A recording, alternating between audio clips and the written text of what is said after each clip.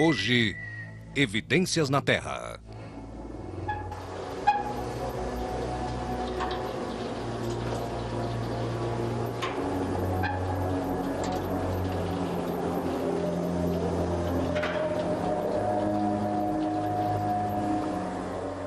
Nas ruínas de cidades ou monumentos, os caracteres escritos ou desenhos e objetos também são uma fonte indispensável de investigação histórica. Em alguns casos, são decisivos para que possamos compreender uma determinada cultura da antiguidade. Pois, atualmente, existem aqueles que acreditam ver sinais enigmáticos em marcas que, segundo eles, ainda não somos capazes de interpretar. Culpam um OVNI pelo estranho fenômeno da casa voadora. Estes sinais, atribuídos à passagem dos OVNIs, têm sido registrados pela imprensa nacional durante as 4 últimas décadas. Um deles, o Triângulo de Última Esperança, foi encontrado intacto por uma equipe do nosso programa durante uma expedição realizada em 1999.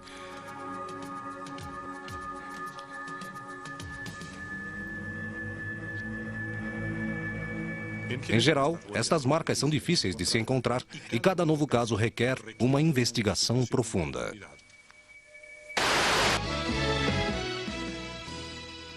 Exatamente neste local teria passado um objeto não identificado. Os arbustos marcados apresentam a forma de um triângulo cuja base mede 30 metros e seus lados 20 metros. Os vizinhos de Tucapel estão inquietos. Olhar o céu a cada instante se tornou um hábito.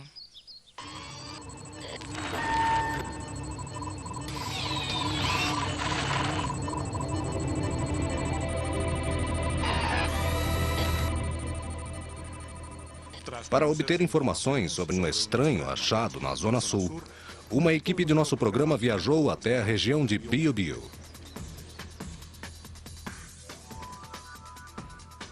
No início do ano 2000, tomamos conhecimento pelos noticiários da televisão nacional da estranha aparição de um triângulo na mata da noite para o dia, aqui, na zona de Tucapel. Isto foi relacionado ao avistamento de um OVNI e, para os ufólogos, constituiria o contato imediato do segundo grau mais importante dos últimos 10 anos. Tudo isso nos motivou a chegar até aqui, exatamente neste lugar, para procurar comprovações e explicações.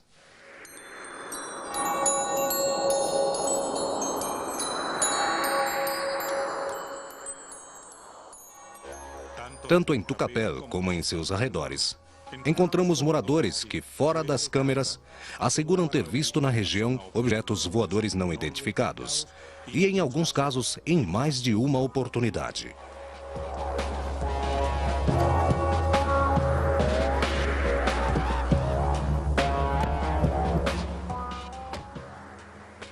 O lugar em que apareceram as marcas fica na fazenda em que vivem Pamela de la Cruz e seu marido.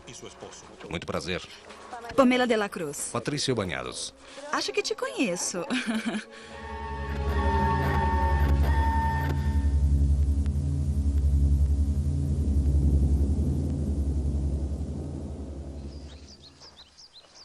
Em abril de 2000, ela estava em sua casa, junto com outras 3 pessoas, quando entre 10h30 e 11 horas da noite aconteceu um blackout.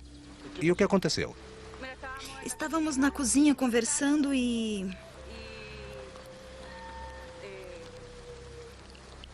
de repente acabou a luz, houve uma queda na luz e a tensão caiu e acabou. O veterinário Antônio Bossich visitava Pamela de la Cruz e seu marido naquela noite, quando observou que algo estranho estava acontecendo. Houve uma queda da luz. A tensão caiu, achamos estranho e de repente acabou a luz. E durante 1 segundo, 2 segundos, ficou tudo iluminado, a sala toda ficou iluminada. No mesmo instante. A luz vinha das minhas costas. Mas quase no mesmo instante em que se cortou a luz, surgiu este brilho? Segundos depois. O céu estava todo iluminado com uma luz. Branca? Branca, sim, branca. Branca como se fosse dia. Então Ricardo, Antônio e Rusto saíram para olhar, mas chegaram só até a esquina, porque o brilho durou apenas 2 segundos e a luz voltou em 3 ou 4 minutos. Chegamos lá em cima nos fios elétricos e não se via nem faíscas, nem luz, nada. Não se via nada. E E nada, no dia seguinte eles saíram para olhar pela manhã e havia esta marca.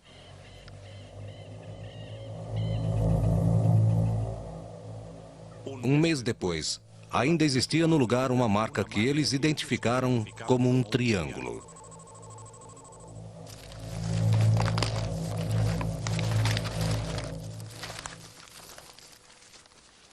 No dia anterior, havíamos andado ali e os arbustos estavam perfeitos. E depois de manhã, quando fomos olhar, estavam amassados. Esmagados? Estavam como esmagados nas Certo. laterais, mas não quebrados, nada assim. Certo. Apenas E esmagados. com uma forma precisa. Claro, a marca tinha a forma de um triângulo. Bem definido. O triângulo? Sim. Havia algo queimado? Havia algumas árvores quebradas, por acaso? Não, nada. Pasto esmagado, é só. Passo esmagado, nada mais. Estamos aqui na região exata. Sim, no mesmo lugar. Foi isto que vimos de manhã. Estava mais escuro, agora está mais claro. Está mais aberto. É, mas começou... Era um vértice. Era um vértice ali. Claro. E ali fomos entrando, caminhamos e... Caminharam. E não nos explicaram o que aconteceu aqui. E começaram as conjecturas. A noite estava mais aberta e nem mesmo choveu. O que aconteceu, Porque a notícia então? surgiu na televisão, certo? Não porque nós avisamos um amigo para que viesse ver e ele depois chamou a televisão. Claro. E vieram aqui ver. Na manhã seguinte, sobre os arbustos, uma marca de forma triangular os havia esmagado. Para o investigador Rodrigo Fuenzalida, existem 4 hipóteses. Primeira, A explicação mais possível seria que algum tipo de força que, de alguma maneira, incidiu na vegetação para deixar esta marca. Não acredito que tenha passado. Acho que pode ter cruzado, pode ter passado perto do lugar, porque se tivesse passado, provavelmente faria uma marca muito mais profunda e sinais de queimaduras.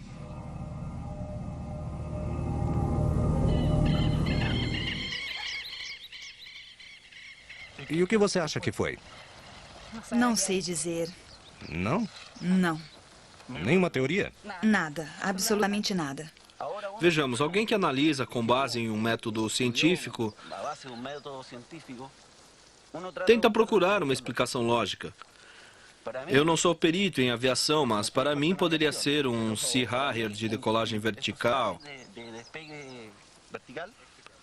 Não é certo, é como se tivesse passado aqui, se tivesse retirado isso e ido embora.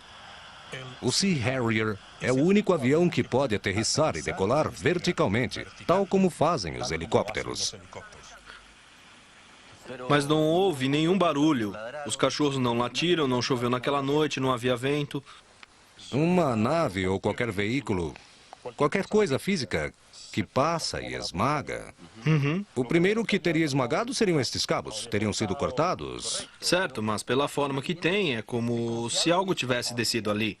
Mas da mesma forma também estão os cabos aqui.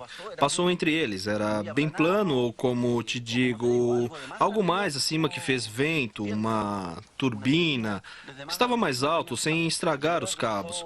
Eu não acredito que uma nave passou. Para mim foi algo mais terrestre. Um Sea Harrier, um avião deste tipo com zero de ruído. É a lógica que eu procuro. Não foi isso. Não acredito que tenha sido isso. Não acredito, mas é o mais lógico. Para mim, alguma coisa... Como o vento, uma nave passou por aqui. Em todo caso, a propulsão teria sido o que aplanou tudo. Claro, nesta direção, até lá.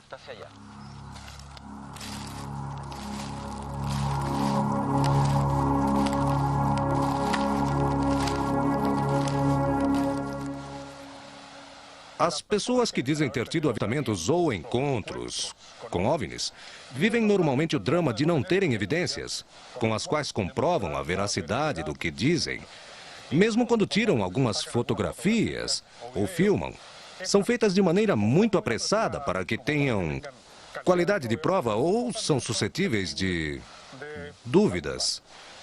Mas existe o que os ufólogos chamam de contatos imediatos de segundo grau, e é quando a presença de um OVNI deixa marcas tangíveis na Terra ou na natureza. E então vem a segunda parte do problema. Submeter essas supostas evidências da presença de OVNIs a análises rigorosas, científicas.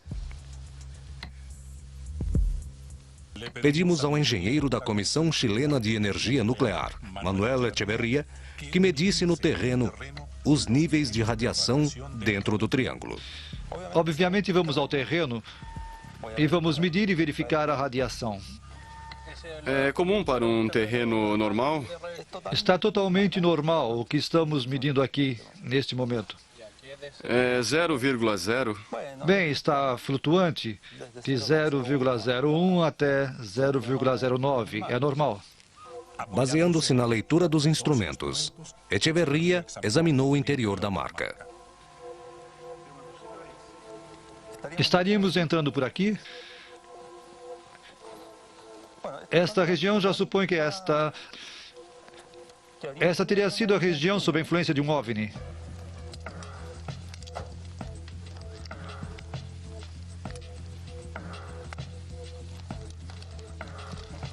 Absolutamente nada.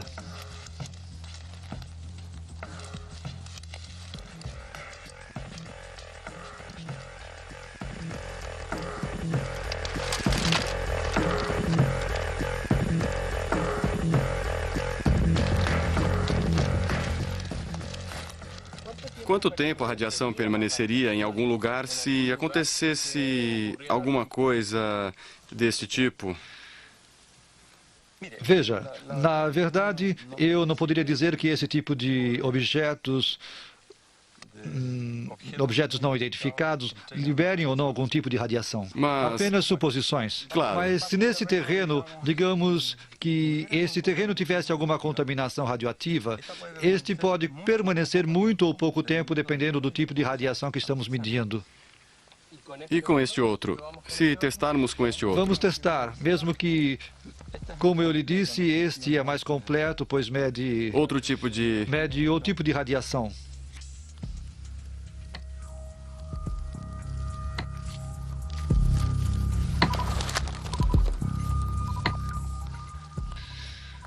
Aí detecta alguma coisa. É o mesmo que foi medido ao redor do veículo.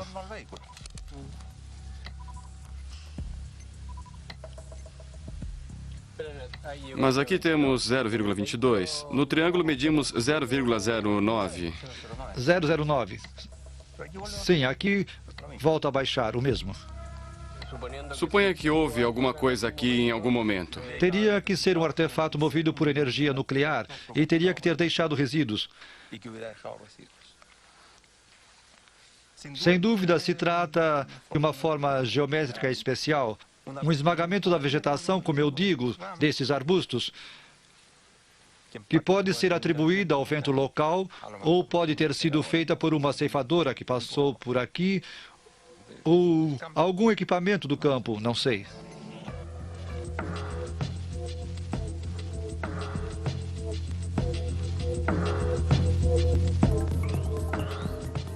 De volta a Santiago, levamos as amostras do solo recolhidas na região do Triângulo ao Instituto Nacional de Investigação Agropecuária, INIA, e as entregamos à fitopatologista Alicia Bruna, perita em patologia de plantas.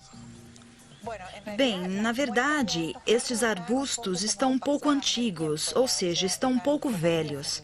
Então, na verdade, fizemos análise em laboratório. Mas os fungos que surgiram, realmente, são fungos muito comuns, muito normais, que podem ser encontrados em qualquer plantação. São como uma espécie de poluente. Sendo assim, não encontramos nada raro ou estranho, mas também é certo que as amostras não estavam frescas. Digamos que já havia passado algum tempo.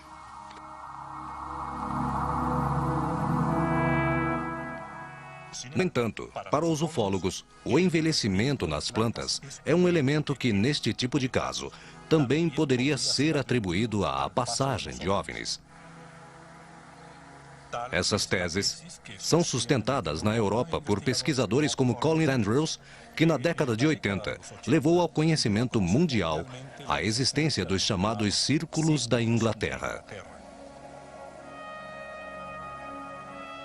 No interior dos círculos, as plantas estão, às vezes, prematuramente envelhecidas e também queimadas, como se tivessem sido expostas a radiações de micro-ondas.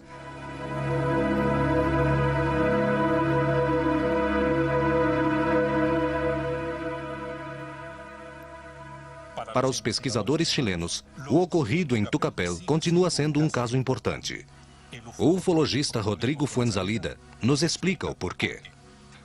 Não é apenas a aparição de uma luz de origem estranha, mas existe o efeito de uma baixa tensão na região e existe um efeito posterior na área ao redor, onde se contempla efetivamente esta manifestação vista pelos habitantes do lugar.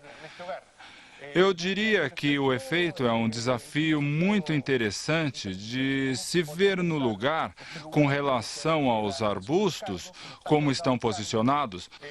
Ao meu parecer, pode-se inclusive estabelecer uma espécie de trajetória do que pode ter provocado o fenômeno na região. Não é necessário, insisto, não é necessário que exista radiação para que seja considerado um contato imediato do segundo grau. Existem vários casos clássicos na ufologia, incluindo, vou citar um caso em 1987, na região de Minas Gerais, onde efetivamente um objeto voador não identificado desce em um grande pasto, observado por alguns moradores da região, deixa um registro idêntico ao que estamos vendo. No entanto, a quantidade de calor emanada do corpo também deixou esmagada efetivamente a vegetação. Insisto que não é necessário que exista radiação para que seja considerado um contato imediato do segundo grau.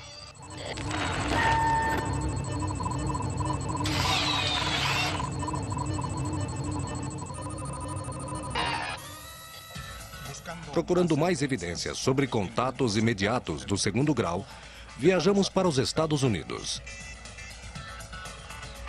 Em Nova York, nos reunimos com Peter Robbins. Robbins é o criador do website ufocity.com.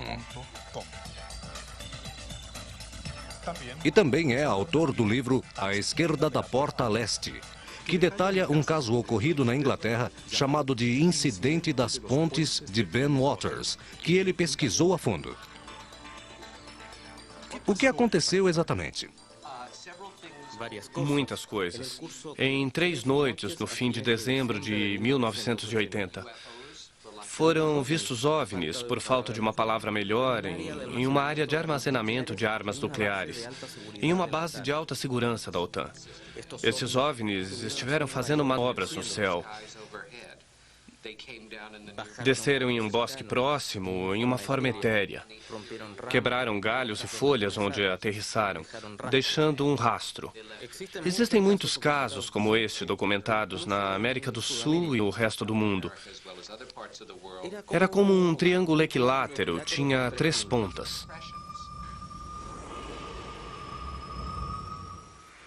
Esta região é chamada de Capel Green. Peter Robbins viajou várias vezes para a Inglaterra e percorreu a zona do avistamento, examinando o terreno. Aqui, nestas fotos, esta é a primeira foto que eu tirei na primeira viagem que fiz. Pode-se ver que, mesmo na câmera, uma zona escurecida. Aqui, como uma forma elíptica. Não é uma ilusão, é o que chamamos de rastro. Examinamos o solo e foi muito interessante. Primeiro, descobrimos que, seja lá o que tenha afetado o solo, não pode ser reproduzido em um laboratório, nem usando um micro-ondas industrial que poderia produzir algo em torno de 1.500 graus.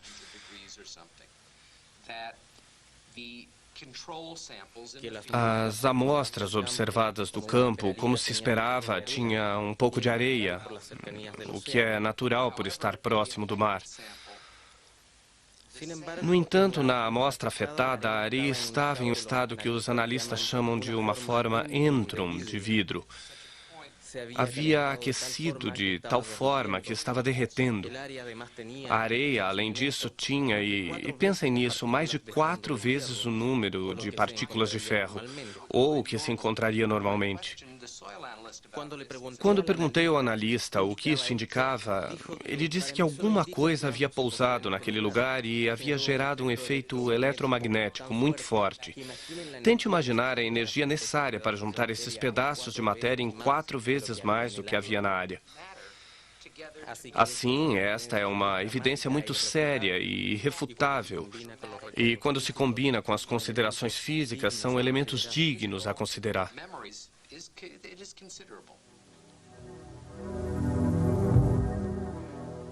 Em seu livro, Peter Robbins afirma que os militares encobriram este caso e pressionaram as testemunhas. No Chile, encontramos um caso ocorrido em 1971 na base antártica da Força Aérea.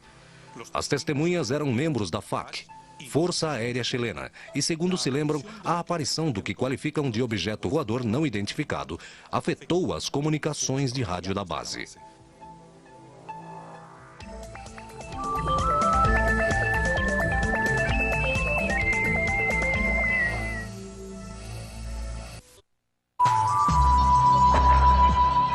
Voltaremos dentro de instantes.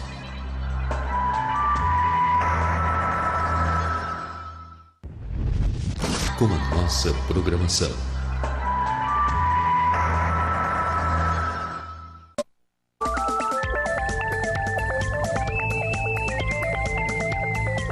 Como evidência física, aceitamos não apenas uma marca no solo ou em uma construção, mas também, por exemplo, a alteração de energia ou de campos magnéticos, que são fenômenos físicos.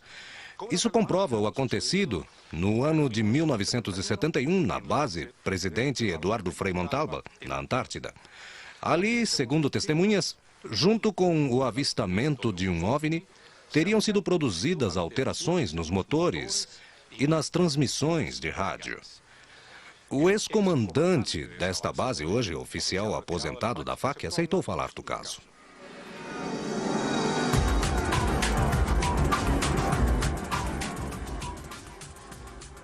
Esta é a base Presidente Eduardo Frei Montalva, instalado em 1969 na ilha Rei Jorge, no território antártico chileno. Neste lugar, aconteceu em 1971, segundo testemunhas, o avistamento de um OVNI que teria afetado as comunicações de rádio da base. Para os ufólogos, se tratava de um contato imediato do 2º grau. Após 9 meses de investigação, encontramos os 2 protagonistas deste incidente. Evandro Valenzuela se aposentou da Força Aérea em 1980 como comandante de esquadrilha. Em 1971, ele era o comandante da base.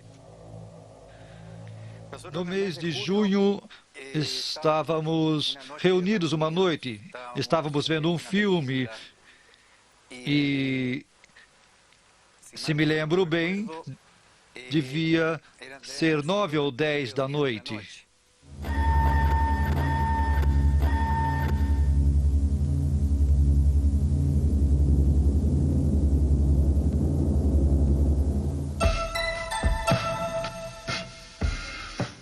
Naquela noite, o mecânico José Bustamante Salazar, que trabalhava no centro meteorológico, era o responsável pela instalação elétrica da base.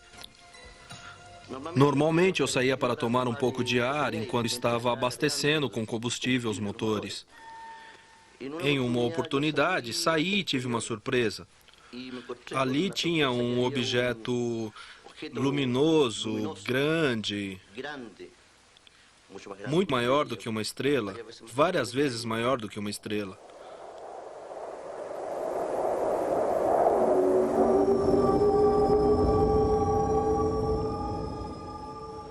O que mais me impressionava é que mudava de cor. Eu fiquei um pouco assustado. Era completamente desconhecido. O que me fez correr imediatamente para dentro da base e avisar aos meus companheiros que eu havia visto algo que não era conhecido. Era um OVNI. Este homem, de repente, começou a gritar que estava vendo um OVNI. Disse que estava vendo um disco voador. Bem, a nossa primeira reação, sem dúvida, foi um pouco de surpresa, um pouco de... Rimos porque pensamos que ele estava brincando, mas, na realidade, ele estava assustado. Fui acompanhado por 2 ou 3 deles, me seguiram. E eu não disse onde estava o objeto. Deixei que eles vissem primeiro, das SAD-máquinas, e ficaram como eu, impressionados com o que estavam vendo. Lá perto da ladeira do cerro, de repente vimos uma luz que, de certo, já estava lá quando chegamos, que se assemelhava muito com a baliza de uma radiopatrulha. Ela mudava de cor entre o lilás, verde e vermelho, sem seguir uma uniformidade ou uma regularidade entre a mudança de cores. Era simplesmente uma coisa que estava girando.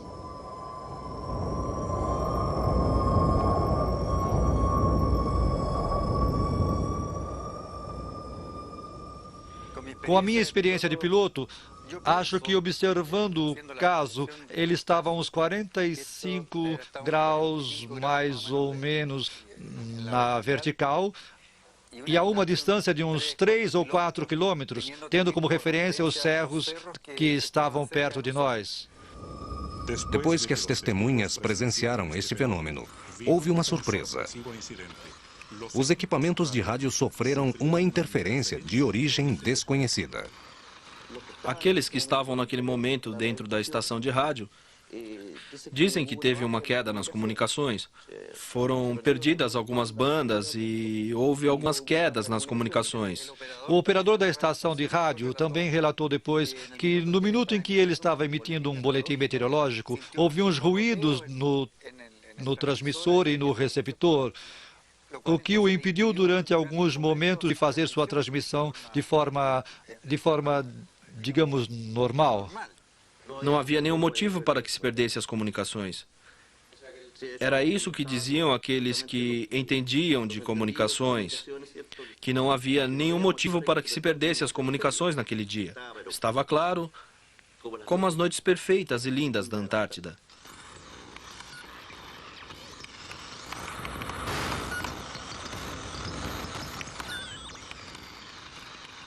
Estivemos nesta situação vendo este fenômeno uns 10 ou 15 minutos. De repente, este fenômeno, digamos, este OVNI, desapareceu. Não desapareceu da nossa vista, mas se deslocou em uma velocidade infinita. Não sei calcular em que velocidade, mas naquele momento ele desapareceu por trás dos cerros.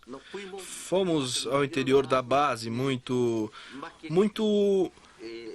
Estávamos muito assustados, eu diria. Neste caso, como eu disse, não posso dizer que foi espetacular, exceto que se tratava de um fenômeno em uma região absolutamente desabitada. E não podíamos confundi-los com aviões, nem com nenhum objeto feito pelo homem, pois onde estávamos éramos os únicos habitantes, junto com outros da base russa. Assim, era impossível que fossem satélites meteorológicos, que fossem aviões pássaros, nada, ou seja, nada em quem colocar a culpa. Por isso, eu presumo que o fenômeno que nós vimos, ou a maioria de nós viu, durante este período de 10 minutos aproximadamente, foi um fato real. Ou seja, foi algo que eu não sei explicar o que era, mas realmente era um objeto, era sólido e emitia luz. Sim, é isso que eu posso confirmar. Assim, eu parto da premissa que o que vimos possivelmente era um OVNI.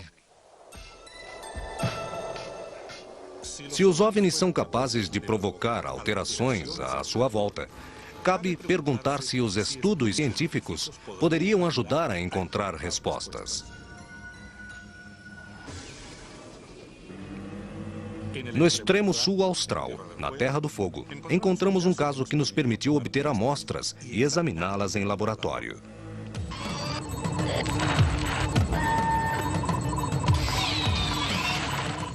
Durante o primeiro semestre de 2000, apareceram na região de Magalhães estranhos círculos na Terra, que chamaram a atenção dos habitantes da região. Segundo os primeiros repórteres, algumas pessoas o associam com avistamentos de OVNIs.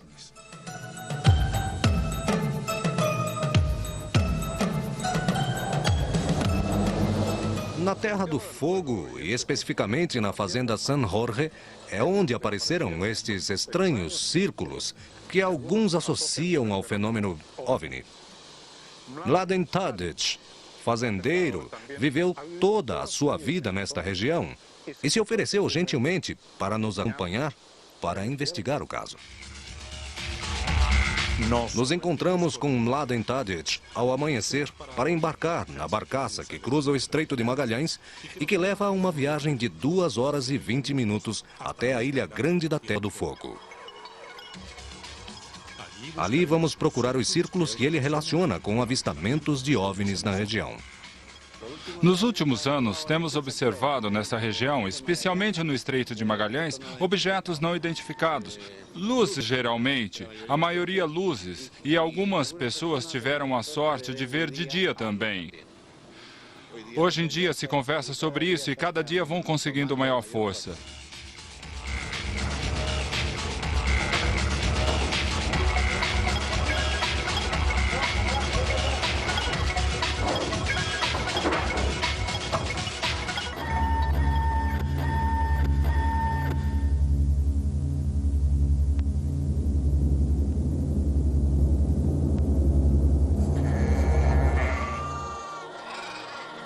A 10 minutos do cais, encontramos a estância San Jorge.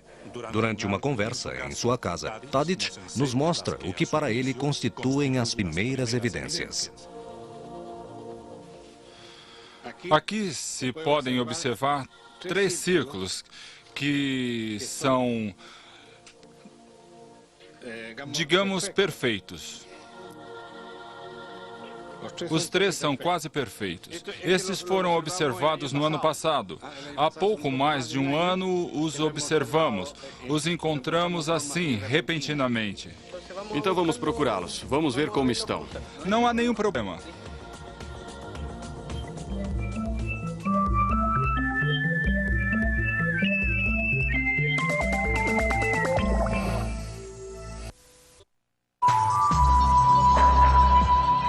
Voltaremos dentro de instantes.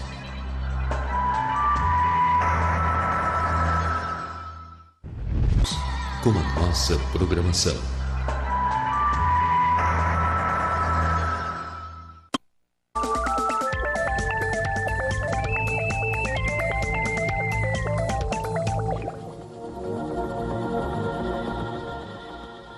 Seguimos viagem até uma região afastada da estância San Jorge, na Terra do Fogo. Ali, os moradores asseguram ter visto, a uma baixa altitude, objetos voadores não identificados que deixaram estranhas marcas circulares no solo. O dono da estância, Mladen Tadic, nos mostra primeiro aqueles círculos chamados de caracóis, feitos no chão por animais da região, como ovelhas e carneiros, que utilizam isso para se limpar. Estas marcas perfeitamente normais tinham 3 ou 4 anos. Estes, então, são os círculos que os animais fazem? Os animais, geralmente os cavalos, os cabritos, as ovelhas, um bovino também. Os bovinos também fazem esse tipo de... geralmente para se limparem. Este é um círculo. Ali tem mais um outro, vê? São os que fazem os animais. Os outros são círculos perfeitos e aqui o círculo é imperfeito. O animal está sempre procurando. Ele usa essas coisas para se coçar.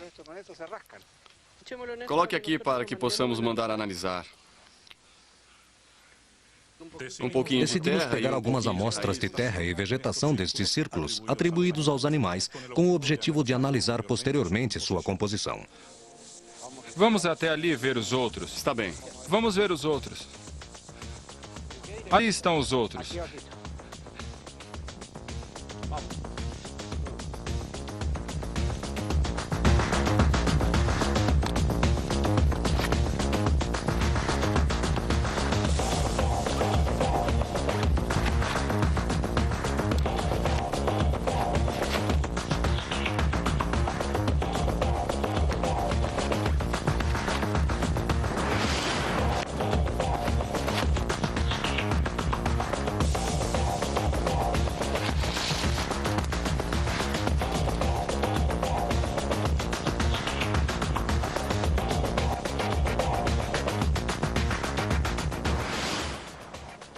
Esses são os 3 círculos que estou falando, que descobriram de repente que nos chamaram a atenção.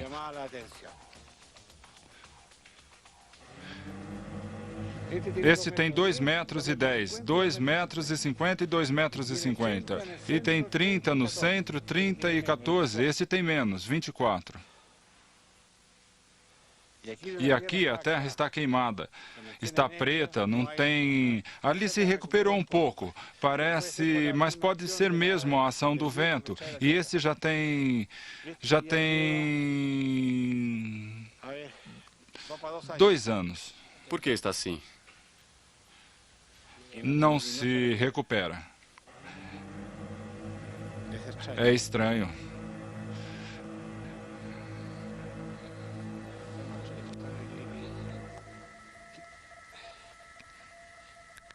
Quer medir? Sim, claro.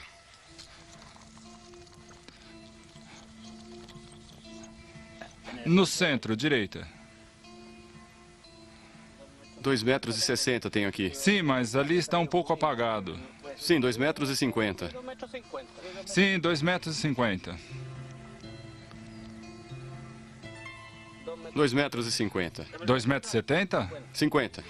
Tem um menor ali. Tem mais 2 lá. E aqui são 12 no total. É como se algo absorvesse. É como se apagasse todo. Aqui se calcula que tenham tirado uns 70 quilos de terra. E esses são muito perfeitos. Diga-me, que tipo de animais fariam 12 buracos iguais?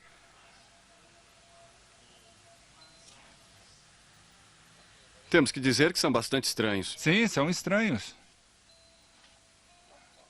Finalmente, pegamos as amostras da composição do solo dentro destes estranhos círculos. Olhe por baixo, a terra está seca, seca.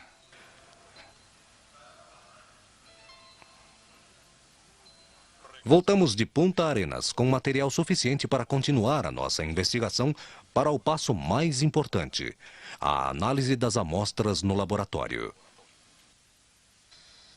A mais de 2 horas de San Pedro de Atacama, na segunda região continua o mistério. Uma estranha e inexplicável marca triangular localizada a 4.000 metros de altura. Não há resposta. Nos casos anteriores, a análise das amostras do terreno ajudou a localizar a origem do fenômeno.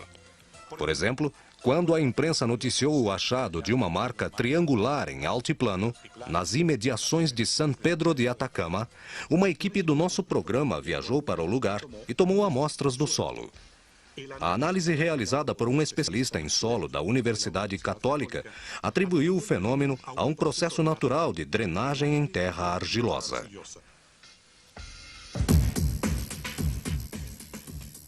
Em Santiago, levamos as amostras retiradas da estância San Jorge ao INEA.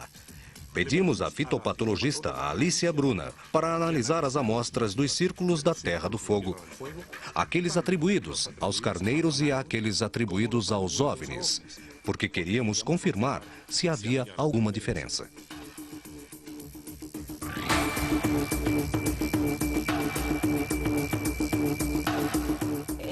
No solo, supostamente dos OVNIs, se pode ver que havia alguns vermezinhos que se chamam nematódios e que estavam vivos. E no outro solo, o solo dos carneiros, o que se pôde ver é que eram restos de vegetais, na verdade.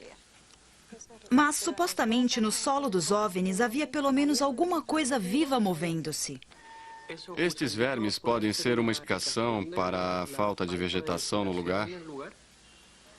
Poderia ser, em parte, porque alguns deles são bastante destrutivos. Podem destruir sementes, podem destruir plantas que estão germinando. Sim, poderia ser, se existe uma grande quantidade deles. Mas, falando do espaço circular de 2,5 metros, é possível que não tenha crescido nada de vegetação por causa disso? Não, é difícil. Eu diria que é muito difícil que seja a única causa para não crescer nada. Sempre vai crescer algo.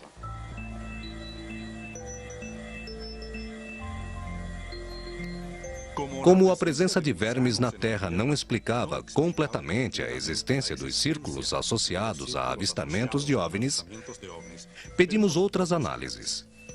Queríamos verificar se os círculos poderiam ter sido cavados de forma natural pelos animais da região e, para investigar isso, fomos ao Serviço Agrícola e Bovino, SAG. Agustin Iriarte, encarregado nacional da fauna silvestre do SAG, revistou nossas gravações no terreno e analisou os círculos. Iriarte conhece a região de Magalhães, pois a estudou a fundo para a sua tese de doutorado sobre o comportamento de pumas e carneiros.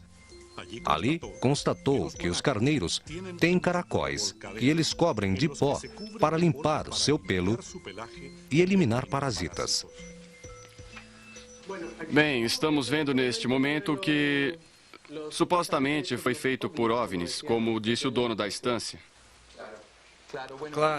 Claro, bem, é realmente uma estrutura bastante especial. Primeiro, eu acho muito estranha esta região ao redor dos círculos, onde se observa que se formou uma capa de vegetação com líquens, com um tom mais claro. Outra coisa estranha é esta outra formação que se vê. 6 alinhados, mais um perpendicularmente. O que também, obviamente, é muito estranho. Os carneiros tiram a terra e fica uma superfície posteriormente bastante com a borda suave. Mas, nesse caso, a borda está bastante marcada. Produziu uma espécie de vala, uma vala profunda que acho que vocês me disseram que era de uns 30 centímetros. Entre 30 e 40 centímetros, mais ou menos. O que é bastante raro. Esses são menores, não são? Estes devem ter como 1 metro de diâmetro. Claro, esse é ainda menor. Esse é ainda menor. É muito estranho. Nesse caso, eu diria que os círculos pequenos, diria que é impossível que sejam feitos por um carneiro, porque nos círculos pequenos, pela dimensão que tinham, não são suficientes para um carneiro entrar e produzir este efeito de caracol. Então, eu diria que não, realmente não. Não existe na Terra do Fogo um animal que possa fazer isso.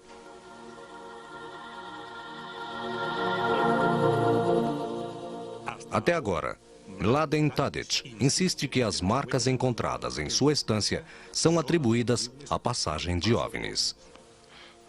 Estou começando a ter carinho e um certo respeito por essas coisas. Porque existem, para que existem, eu as vejo. Repito, posso ser uma pessoa privilegiada. Não sei, ou tenho a qualidade de ver o que os outros não veem. Mas que eu as vejo, vejo. Naturalmente que não é só no Chile que surgiram informações sobre contatos imediatos do segundo grau. Para os ufólogos, o caso mais importante a nível mundial aconteceu na França. Nós investigamos por que o acontecido em Trans-en-Provence desafia os parâmetros convencionais da ciência.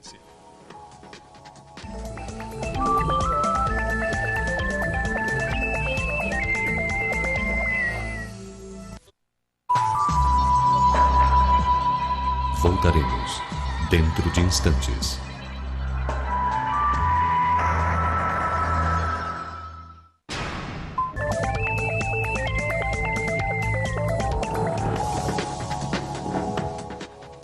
Os contatos imediatos do segundo grau constituem um capítulo à parte no mundo da ufologia. São alterações no meio ambiente, atribuídas à passagem dos OVNIs, que atualmente são investigadas com métodos científicos.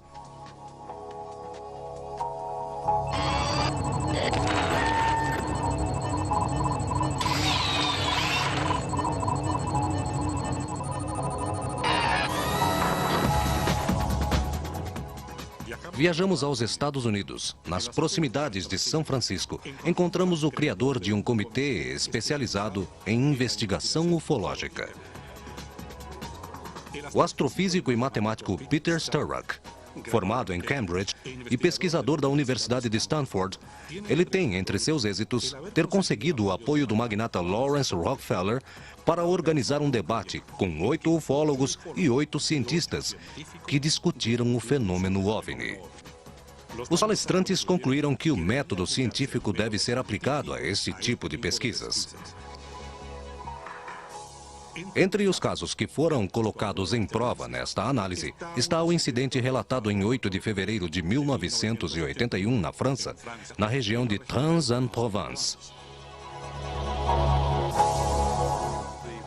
A testemunha foi um granjeiro que viu um objeto de formato oval que se movia rapidamente sobre sua pequena granja. Bateu no chão e fez um barulho parecido com um sibilado. Dirigiu-se até lá, 100 metros mais ou menos, e logo o objeto foi embora. Eu vi os rastros no solo.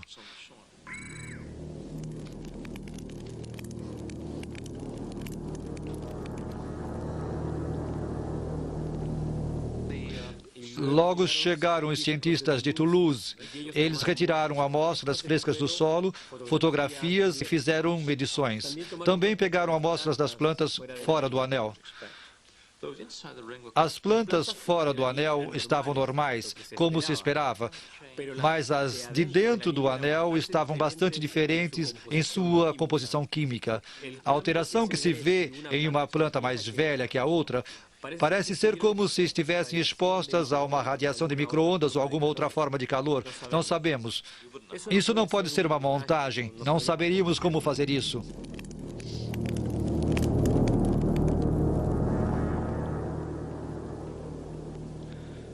Cada vez que se observa algo inexplicável, os cientistas deveriam tentar aprender com isso.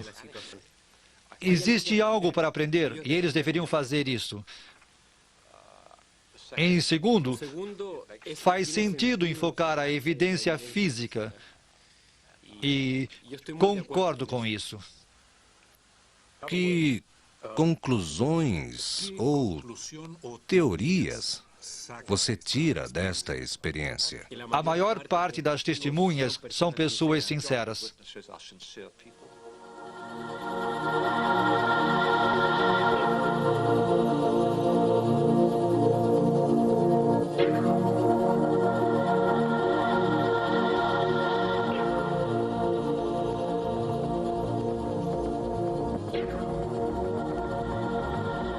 Até agora, algumas marcas atribuídas à passagem de OVNIs continuam desafiando a capacidade dos cientistas em diagnosticar a sua origem. Equipamentos de rádio que ficam mudos, plantas que envelhecem prematuramente ou são queimadas por radiações de micro-ondas e estranhas formas geométricas que permanecem até o momento, em muitos casos, sem uma explicação definitiva.